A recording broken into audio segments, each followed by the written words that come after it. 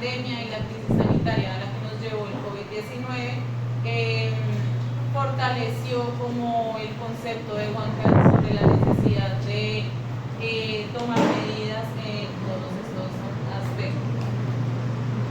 Entonces decimos que viene de la familia Coronaviridae, de la subfamilia Ortocoronavirinae. El género y el subgénero van a decirnos primero que es un betacoronavirus. Los betacoronavirus son los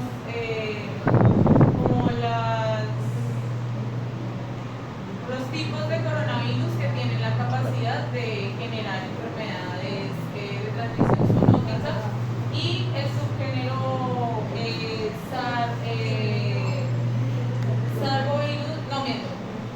la subfamilia Ortocoronavirinae es la que nos va a decir que estos son los que tienen la capacidad de generar enfermedades zoonóticas, y el género betacoronavirus lo que nos va a indicar es que van a ser de los tipos de coronavirus que van a generar enfermedad respiratoria aguda.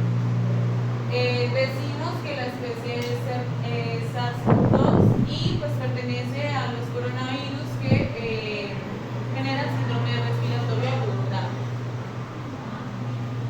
Decimos que, bueno, ya hablamos del agente causal, entonces también decimos que el reservorio natural son los murciélagos, los posibles hospedadores son algunas aves silvestres que son comercializadas, y el ser humano se convirtió en un huésped accidental de COVID-19. Entonces, en la cadena epidemiológica decimos que pues tenemos este agente causal. La fuente de infección es por contacto con animales silvestres o por contacto directo con animales silvestres o humanos que se encuentran infectados. Pues se dice, nunca se supo cuál fue el origen real, pero pues se dice que también por la ingesta de los murciélagos contagiados se puede transmitir la enfermedad. La puerta de salida son las secreciones respiratorias, y el modo de transmisión decimos que puede ser que sea por estas secreciones respiratorias, los aerosoles, o por medio de fumos. La puerta de entrada decimos que son las mucosas, ya sea la nasal, la bucal o la conjuntiva, y el huésped susceptible podemos decir que en cuanto a humanos, principalmente aquellos adultos mayores o personas que estén inmunosuprimidas.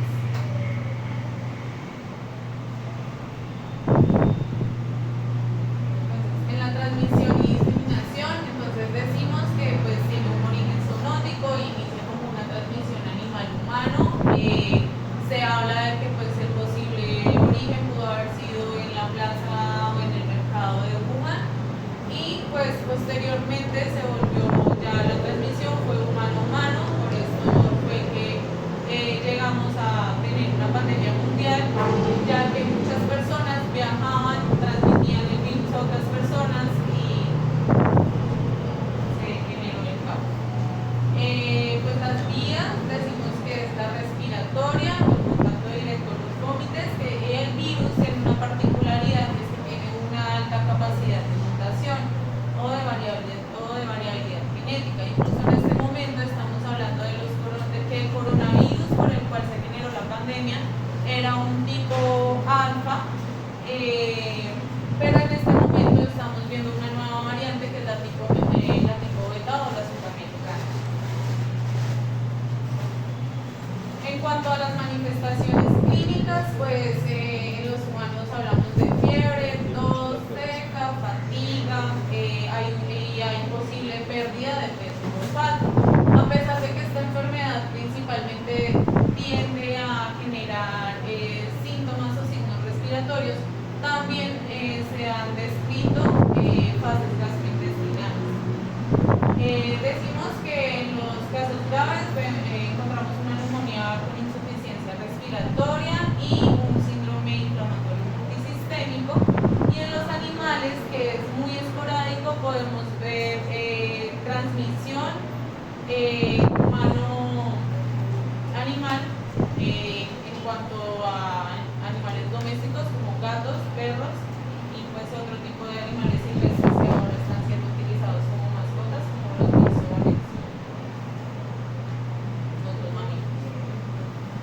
En cuanto al impacto en la salud pública, decimos que fueron más de 700 millones de casos, con 7 millones de muertes globales.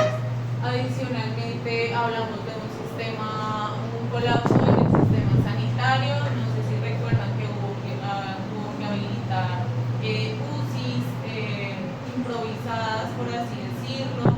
El personal de salud no daba abasto con la cantidad de casos que se reportaban a diario, lo cual generó una crisis sanitaria también en nuestro sistema de salud. Decimos que hubo una afectación económica, social y educativa, ya que pues, fue necesario suspender casi todas las actividades presenciales, únicamente quedaron como las esenciales o las vitales, en lo cual hubo pues receso económico, se presentaron muchas problemáticas sociales también en cuanto pues, a lo que genera ese impacto económico, pero también la parte de la salud mental de las personas se vio demasiado afectada. Y pues en la parte educativa, evidentemente nunca va a ser lo mismo pues, aprender virtualmente que de manera presencial. En cuanto a lo que llegó a impulsar es que hubo un fortalecimiento en la vigilancia epidemiológica y adicionalmente pues hubo una cooperación internacional e interinstitucional para poder darle manejo y control a la pandemia, a la crisis. En cuanto a Colombia, bueno, en cuanto al mundo y a Colombia decimos que se generaron algunos protocolos para darle manejo a la enfermedad o a la situación. Entonces decimos que inicialmente la OMS fue la encargada durante los 4 años que duró la pandemia, por así decirlo,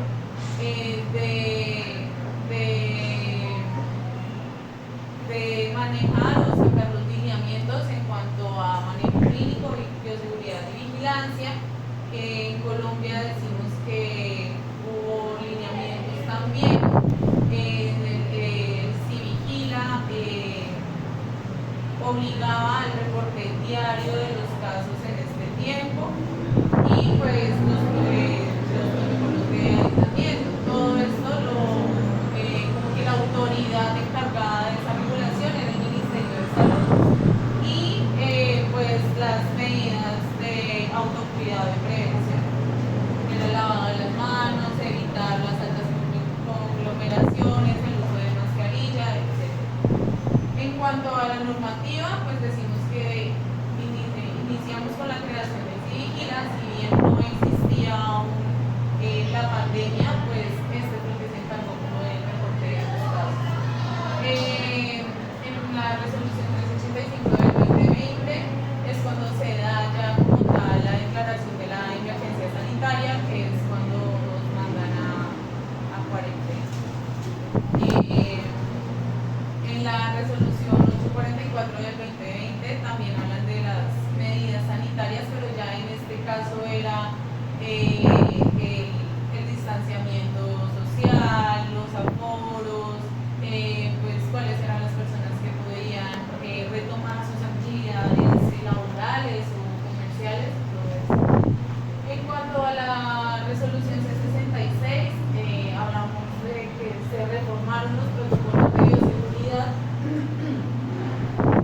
y pues con la información que le pasaba el Ministerio de Salud a las autoridades regionales, así vigila, pues se generaban los boletines epidemiológicos.